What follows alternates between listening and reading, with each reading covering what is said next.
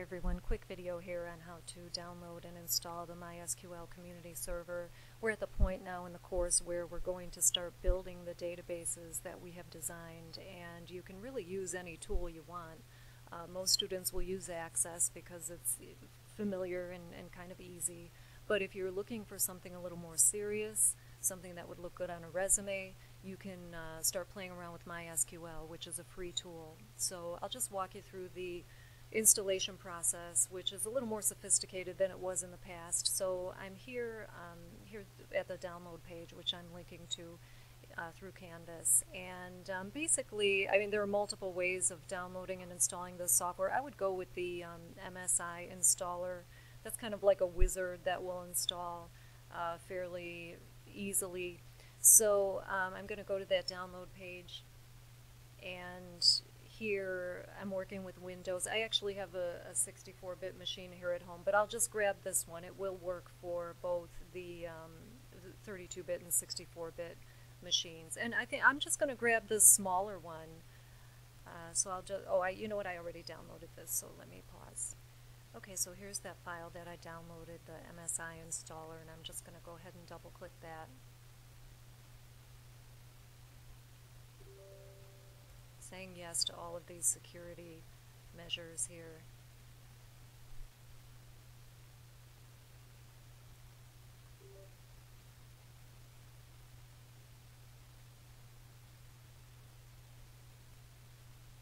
Okay, so the first thing you're going to do is accept the license terms, and then you'll click next. And here's really the part that makes all the difference. Just go with the server only for this class.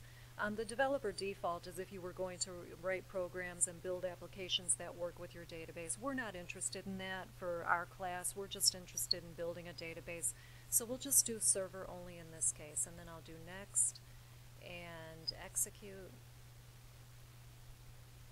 Just going to pause this while it's downloading. Okay, so the download and the installation was complete. It did not take that long, so I'm going to do next. And now we're going to configure the server. This is like step 2 of the whole process of getting yourself set up. So I'm just going to hit next, and we'll do the standalone server here. Mostly you can do defaults in this part. I'm not changing anything here, just hitting next. And let's see here, I'm going to do next. Okay, so now you have to do the password. Now, the previous screen, it was warning me to use a strong password. If you're just using this at home for your own use, you don't, just do something that's easy to remember. I'm just going to do something like my first name and my last initial. Yeah, it's telling me it's weak, but it doesn't matter. This is just for fun. I mean, obviously, if it were a more serious environment, a business environment or something, you would use a strong password. Just something that you won't forget. And then I will hit next, and then that is it, I believe. Let's see here. Yeah, we'll just do execute, and you basically want all green check marks, and once you have that in place, you'll be good to go. Okay, so I'm all configured now, and I'm going to click finish, and I'm basically done. So just to show you real quickly how to test this, I'm going to my start menu here, and then you'll see the MySQL in the menu here. Okay, so there it is, and I can launch the command line client. This is what I'm recommending that you use to write your MySQL code or your SQL code as you're building your databases. So the password is what I gave, my password that I established when I was configuring the server just then.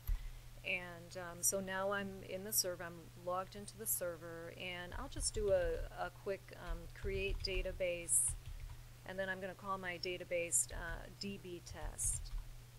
Okay, cap that off with a semicolon and hit enter. So when it says query OK, 1 row affected, that means that's good news. That means my database is created, my server is up and running, and I'm good to go.